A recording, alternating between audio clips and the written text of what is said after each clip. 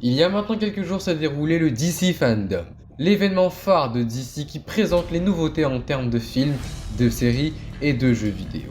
On vous fera donc aujourd'hui un récapitulatif de toutes, ou quasiment toutes, les annonces faites par DC dans la soirée du 16 octobre. Cette vidéo sera suivie quelques temps plus tard par une autre vidéo qui ira plus en détail dans les projets au cinéma et au petit écran, les plus attendus sur la firme. Sur ce, commençons.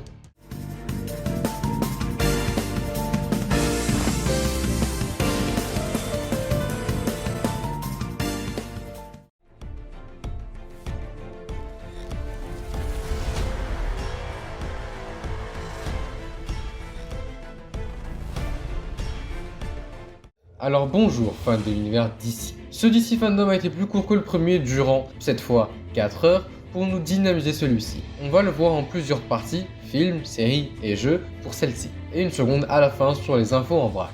Alors, l'événement a débuté sur le panel du film Black Adam, un petit nouveau supporté par l'acteur Dwayne Johnson, qui joue le rôle principal. Film qui sortira en 2022 pour être le prochain film du DCU. L'événement nous montre deux choses. En premier, un making-of du film avec des concept art, certains réutilisés de la première édition et des costumes live de la JSA.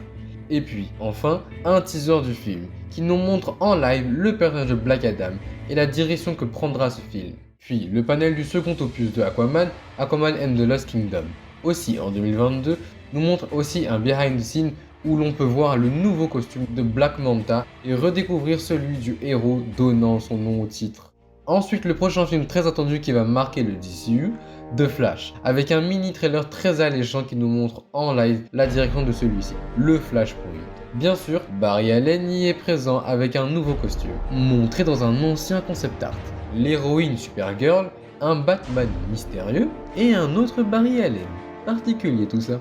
Pour le film Batgirl qui sortira sur HBO Max, un concept art intéressant de l'héroïne, avec une autre info plutôt intéressante, l'apparition de Batman dans celui-ci. Cependant, nous ne savons pas quelle chauve-souris, car les réalisateurs expliquent qu'il ne s'agira pas d'un Batman. Nous savons déjà que le commissaire Gordon du DCU sera dans ce film, ce qui veut dire qu'il est dans la continuité de DC, le Batman de Ben Affleck n'étant pas sûr de revenir à la base. Ceci nous montre qu'un autre va prendre le costume de la chauve-souris, peut-être un de ses disciples.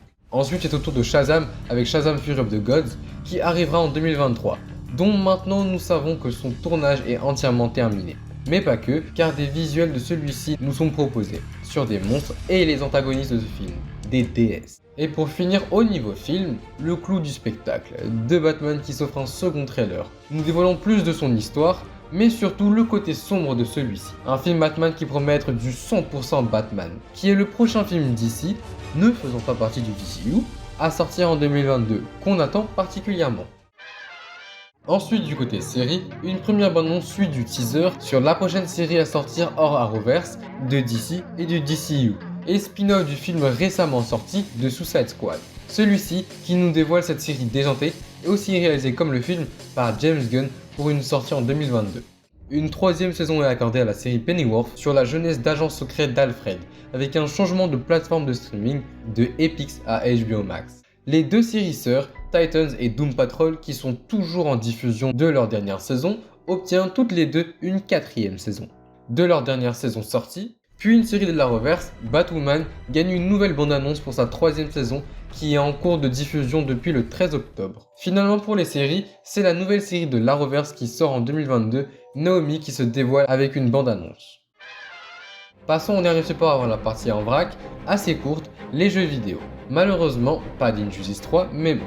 Le jeu est dévoilé au premier DC Fandom, nouvel opus de la célèbre série de jeux Batman Arkham, Gotham Knights, où cette fois nous jouerons les disciples du Chevalier Noir, qui obtient cette fois une nouvelle bande-annonce centrée sur les antagonistes principaux du jeu, la Cour des Hiboux. Le jeu sortira en 2022 sur PC, Play et Xbox.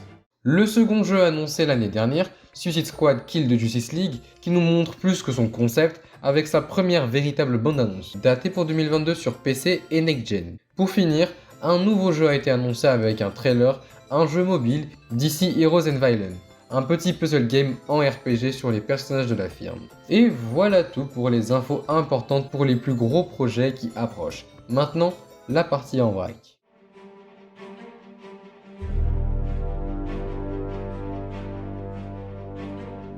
Revenons sur les petites infos que nous donnent les autres panels de cet événement d'ici. Commençons par une héroïne très connue, Wonder Woman, qui obtient un troisième opus. Puis du nouveau pour 2 séries animées sur des méchants de Gotham. La première bande-annonce pour une nouvelle série animée sur Catwoman, Catwoman Hunted. Et la seconde, un teaser sur la 3e saison de la série animée Harley Quinn. Entre autres, il y a eu différents panels pour différents shows, comme ceux de la Reverse, dont la saison 8 de The Flash, la série Superman et Lois, Stargirl, mais aussi les séries Netflix Sweet Tooth et Sandman, venant tous deux de DC à la base.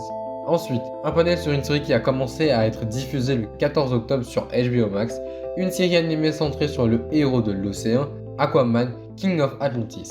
Et finalement, le concept art assez stylé d'un prochain film avec un personnage jamais vu au grand écran en live, Blue Beetle, qui sortira sur HBO Max. Et voilà pour notre review sur cette seconde itération du DC Fandom. Comme on vous l'a dit, une seconde vidéo sur les projets DC les plus intéressants, plus complets, sortira plus tard, au même niveau qu'une prochaine vidéo sur la phase 4 du MCU, qui sortira aussi bientôt. Assez chargé, on va dire donc préparez-vous. Et aussi désolé pour le retard. Merci d'avoir regardé la vidéo. Si vous l'avez appréciée, likez, partagez et commentez. Alors salut et vive la pop culture!